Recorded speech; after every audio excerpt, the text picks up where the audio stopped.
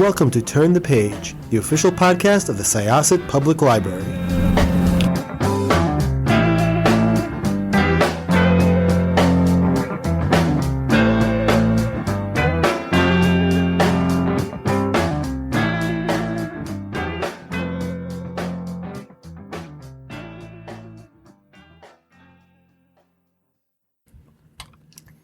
Hello, my name is Jessica Chotin, and I am sitting here with... I'm Matt Klapper. I am Matt Cox. Clive Young. Alisa Stern. And we are going to turn the page. Yeah. So I'm absolutely thrilled to have you guys all here. We are going to talk a little bit about fan fiction, which for years was something that people did in the privacy of their own homes and didn't talk to people about, myself included. But I'm super happy that that's not how it is anymore. Fan fiction, how would you guys describe fan fiction for our listeners? I would say like taking a universe that already exists and kind of expanding on it with your own original content and characters and stories and whatnot. Yeah, I'd say that about sums it up. It's putting your own spin on, something that you really, really like and that generally a lot of other people really, really like. Yeah. Agreed. There's a couple of academic schools of thought that it represents, you find a genre or a franchise that you really like, but you find that it's something lacking in it. It doesn't reflect me in such a way. And so people go and fill that gap by inventing their own version. So let's start with all of you and your expertise in the field. Would you like to tell me?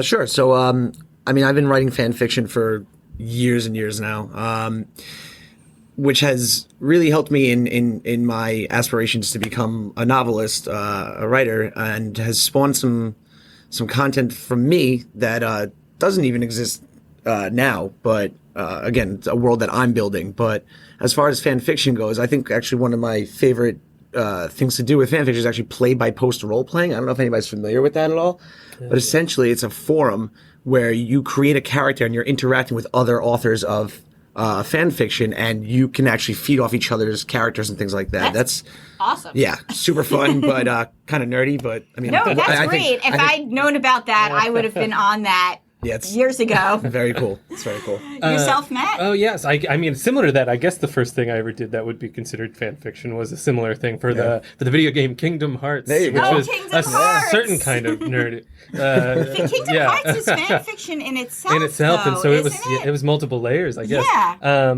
But then eventually, in that turn, I eventually started doing like sketch writing and things like that, which is kind of another form of fan fiction, especially when I was playing with genres. And now I'm a playwright, and I wrote a play called Puffs, or 7 Increasingly Eventful Years of Sing School Magic, yay!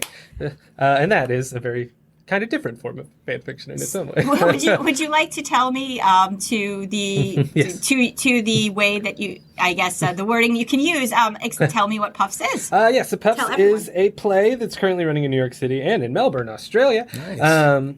That is a story of a certain boy wizard, a very certain famous boy wizard's 7 years at a certain famous magic school where he got up to all kinds of hijinks. But it's not his story. It's the story of what we call the Puffs, another group of students at the school who are, just trying to live their lives for 7 years. And you're sitting next to somebody who's wearing a shirt for, what is it, the Smarts? We call them the Smarts. The Yes. Smarts. There's the Puffs, the Snakes, the Smarts, and The Braves. The Braves, right, okay. I wonder who's who. Exactly. Who knows? Clive, I wrote a book about 10 years ago called Homemade Hollywood, which is a history of fan films, and I traced them back to the 1920s when you had con men running around the Deep South making Little Rascals fan films and stuff. And I sort of traced them up to today, or at least until 2008-ish. There's a more recent version that came out in 2016, but it's in Portuguese. It got printed in Brazil. So it has a new chapter that even I can't read.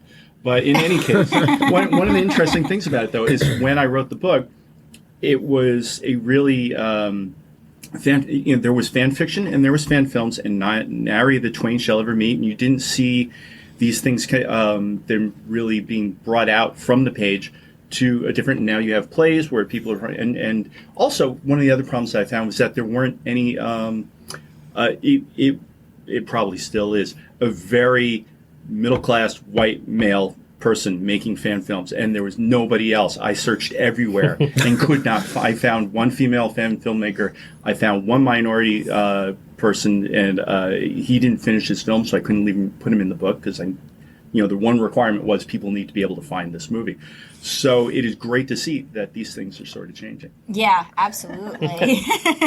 And Alisa. Yeah, so I make fan films. Hey. Exactly, that's what I mean. Very specific kind of film because I make stop motion animation of Doctor Who.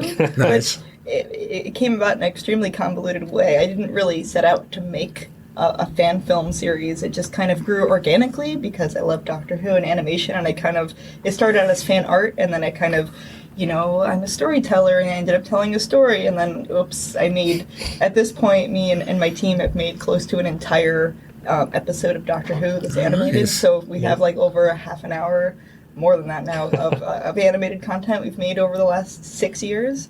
Well over half an hour of content. Gosh, I don't know. I don't look at it all together, but we've made over a dozen films that are stop motion, and Doctor Who isn't stop motion animated. It's not animated. It's with humans, but I kind of wanted to bring a few of things I like together, and Doctor Who somehow became the perfect storytelling vehicle that I could really play in that world. That, like we were saying, it's like when you take a universe that you really love and you want to add to it, and Doctor Who is the perfect thing to make fan stories for and fan films because it's literally the whole universe and all of time and space. So had to. Doctor Who is an expansive universe, and I guess It's bigger on the inside. Yeah. it is. It's totally bigger on the inside.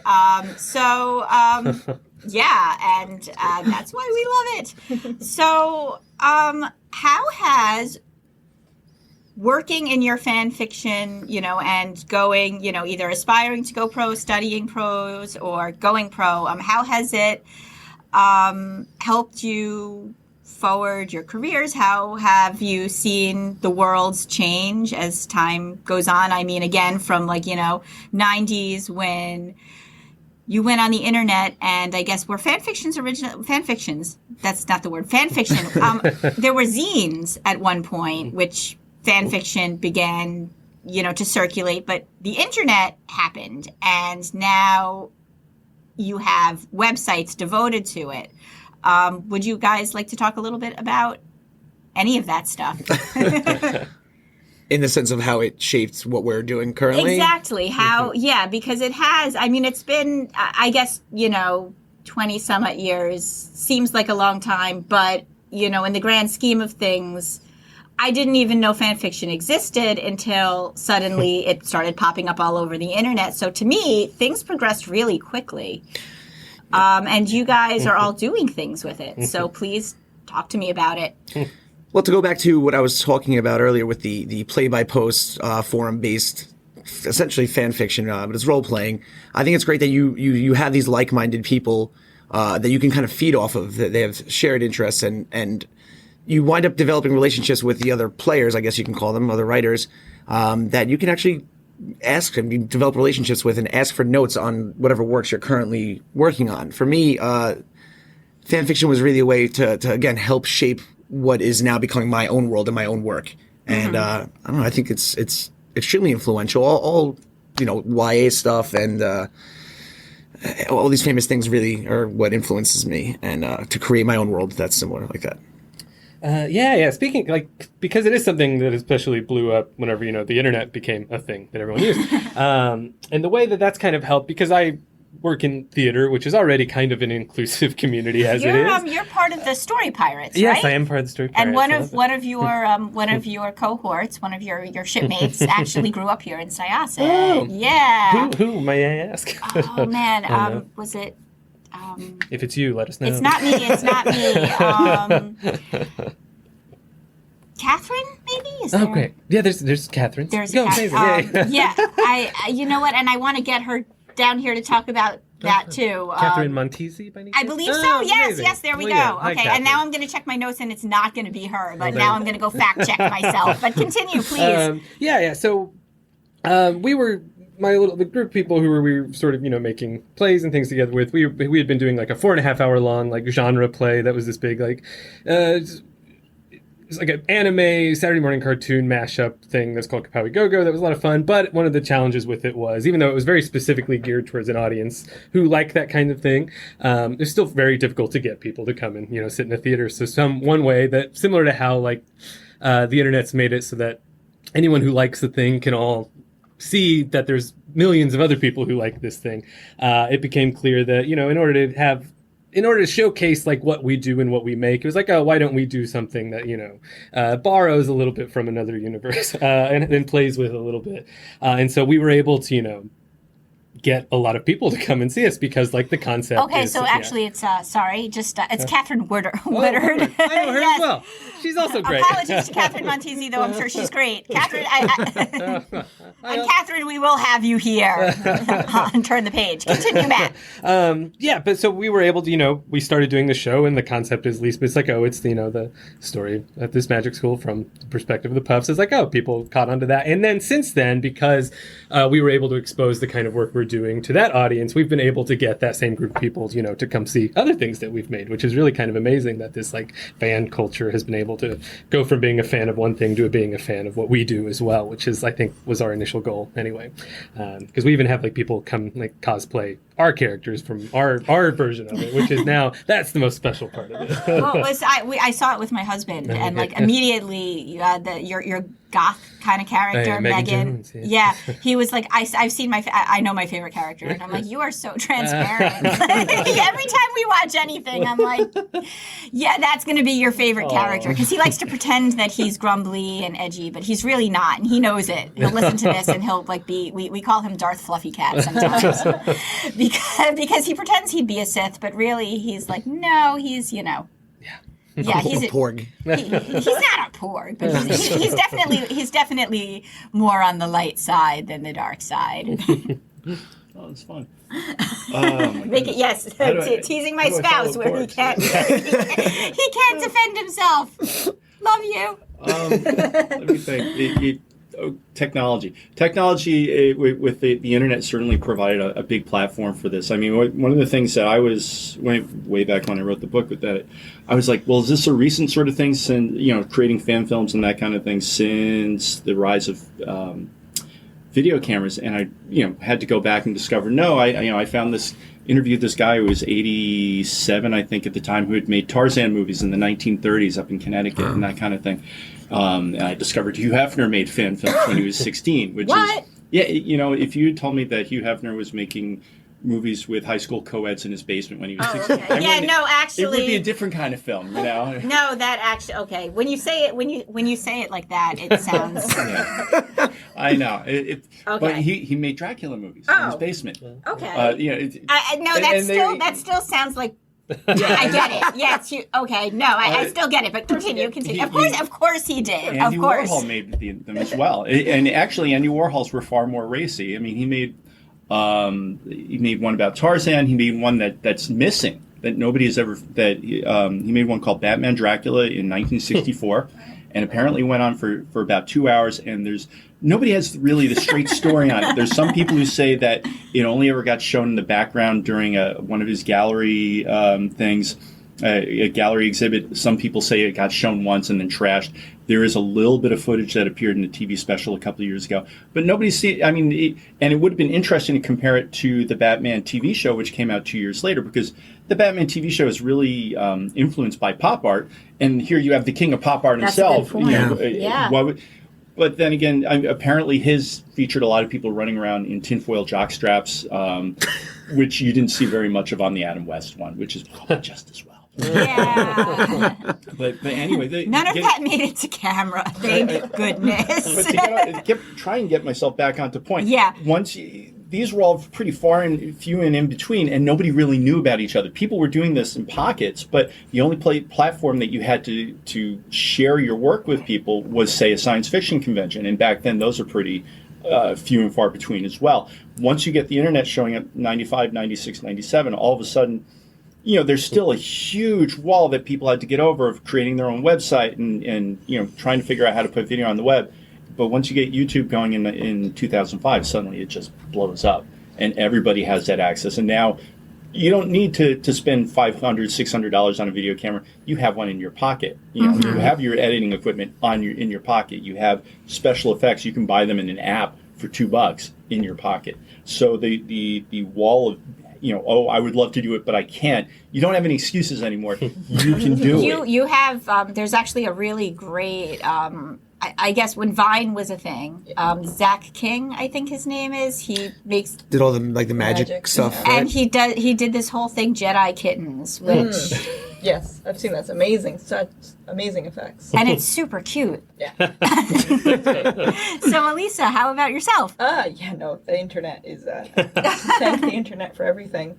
Like I said before, like I didn't really set out to make a fan film. I started just making fan art and kind of wanting to tell stories. But, it's still a huge effort to make a film, to write a script and then, in my case, animate it. But if you're doing actors, to act it. I mean, stop motion animation. It's beautiful. It's and I see you're wearing a Leica. So stupid. Leica is a good stop motion animation company. Made Paranorman and Kubo, and I mean, it's great, but it's very tedious. Would you say? That would be a good word for it. we do 12 frames a second, so you have to repose and photograph the puppet 12 times for 1 second of animation. And you have 6 hours? Not 6 hours. I don't actually know if we put them all together. I don't even know at this point how much. It's got to be somewhere between maybe 45 minutes. Yeah, that's at so big impressive. Point it's over a half an hour. There's credits on the video, so I'm not going to count the credits.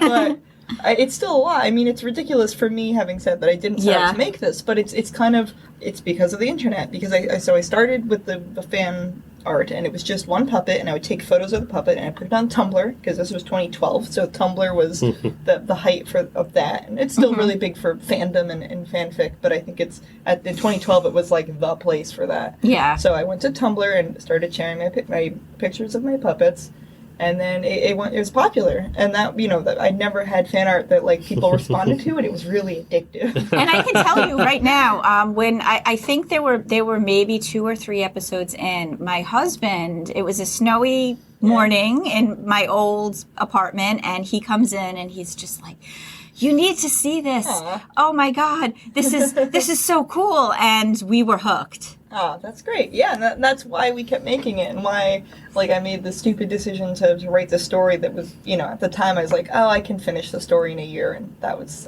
5 years ago.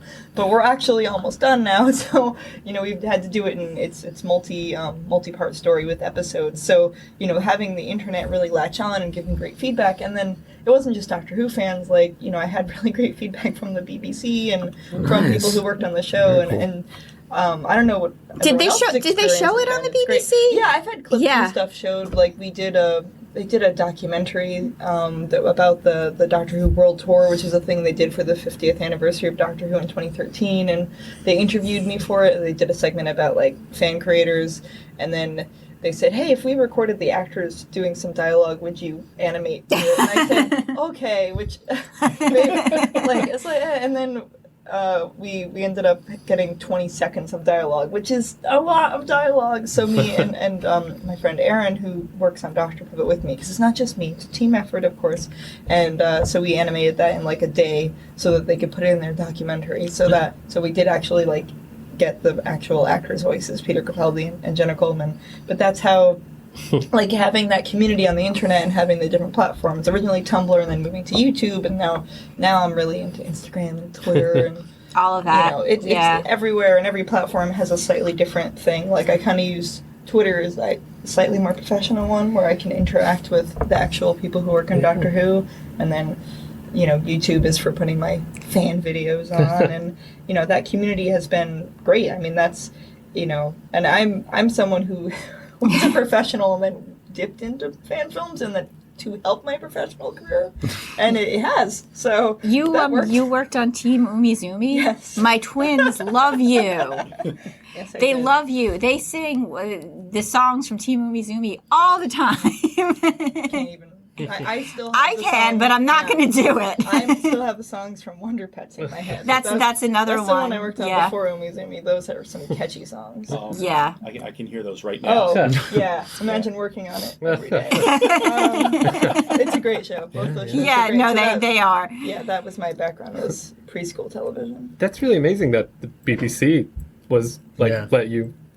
They've been really like nice. made it, yeah, that's really cool. BBC's That's nice. really I cool. think that they realized how useful fan fiction and fan Yeah. creation are. Yeah, As yeah. long as it's not doing anything bad to that brand, it's Yeah. only helping them. Yeah. And Doctor Who fans are crazy about like finding creative ways Oh, to totally. use their IP. That's why it's existed for so long. So, how have you found the I guess canon creators' response to Puffs? Have you heard from a certain writer who wrote about a certain boy? We did a lot of work up front to make sure that we didn't break any rules that would 'Cause they're upset them. super. Because they're pretty, they're pretty. They want to keep a tight control over everything like this. So we made sure to make sure that we're in a completely unofficial thing, a parody, even though we technically don't like to call it that because we like to call It's it a play. really heartfelt. You got yeah. if you have not seen it, you have to because it made us cry. Oh, yay! Yeah, come, you'll cry. But not, And you'll laugh too. You'll laugh.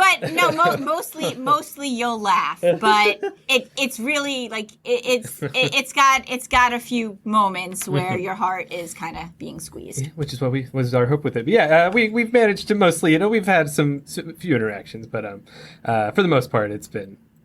We'd rather stay under the radar, but I think if we were able to get something like that, oh boy, that'd be incredible. I was reading you guys were only supposed to do like 5 performances. Yeah, the Puffs was supposed to just run for 5 shows at the Pit, the People's Improv Theater, a little comedy theater in New York, and then we kind of hoped to extend, maybe once or twice, but then it kind of caught on, and now we just had a 500th off-Broadway show 2 weeks ago. Yeah. No, it's very exciting. We filmed it, and it was in movie theaters and things like that. So, and hopefully we're going to release that film version sooner to a wider audience, but we'll find out more about that soon.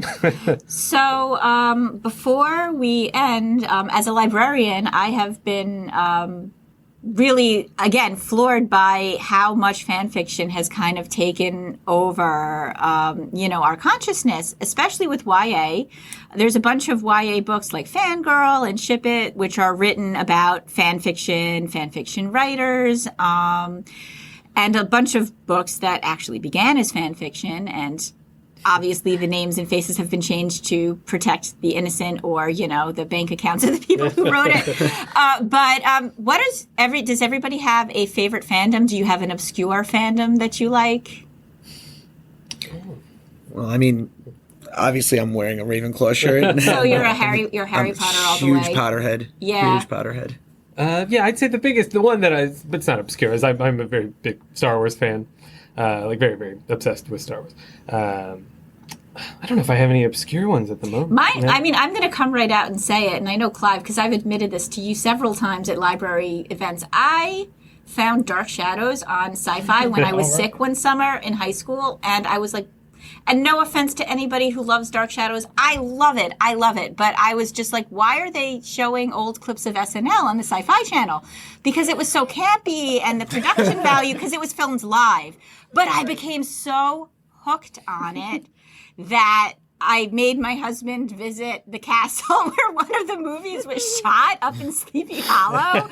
And we went on a tour of a graveyard where they have a picture of Jonathan Frid, who played Barnabas Collins in one of the mausoleums. So that's my obscure fandom, and no shame, I love it. But I also love Sailor Moon, and I love Star Wars and Harry Potter. For an obscure one, actually, I don't know if anybody's familiar with the Venture Brothers at all. I love the Venture Brothers. That's by far. That's also. Yeah. I consider that to be one of the best 5 shows on television. And there's a lot of fan fiction aspects of Venture Brothers. Oh, for sure. yeah. Are we all familiar with Venture Brothers? Yeah. Go Team Venture. Yes. Yeah, Okay. characters like Johnny Quest appear, and Yeah. they merge everything from that to the Dracula-based characters and things. I don't think there's any media that isn't influenced heavily. Yeah. That everything is a little fanficky. I mean, and some things are just like Doctor Who right now is straight up fan fiction, but it's just official because any show that's been on that long is just at some point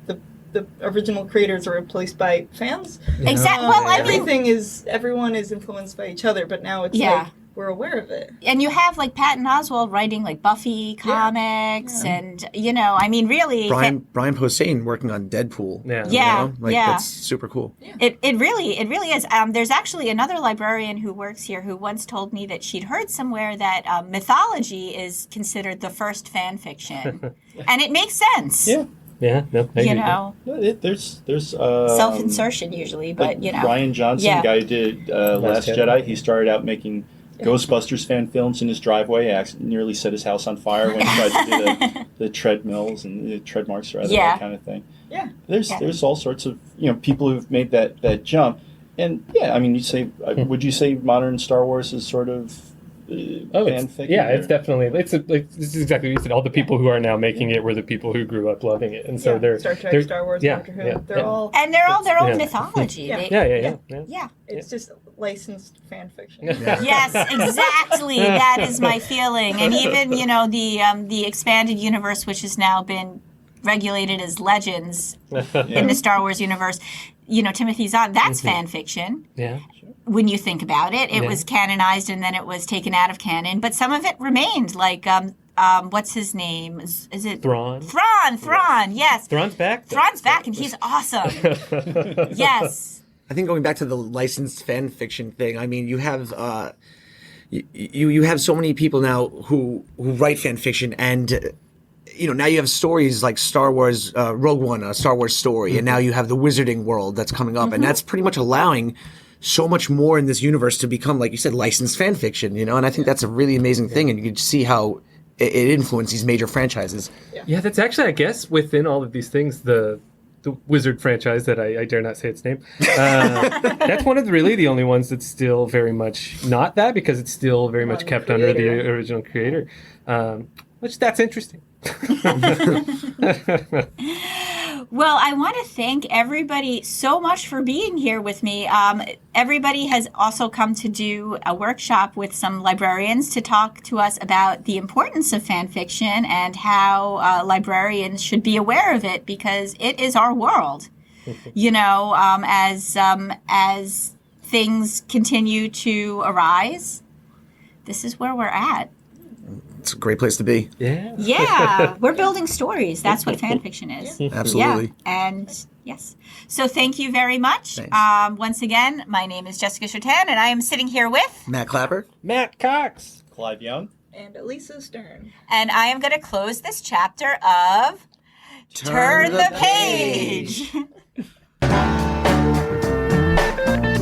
It's time to close this chapter of Turn the Page. Join us for the next episode.